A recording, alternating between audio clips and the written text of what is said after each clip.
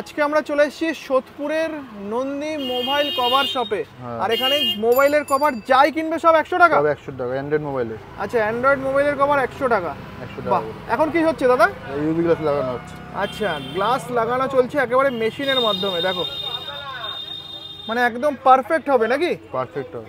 Perfect ভাবে কিন্তু একেবারে গ্লাস লাগানোর পদ্ধতি হচ্ছে মেশিনের মাধ্যমে। শুরু হচ্ছে মাত্র 100 টাকা থেকে। আর ইউভি গ্লাস 200 টাকা। আচ্ছা, ইউভি গ্লাস 200 টাকা। দেখো, এই মেশিনের মধ্যে যাবে। দেখো, মোবাইলের গ্লাস লাগানো হয়ে গেছে। এবার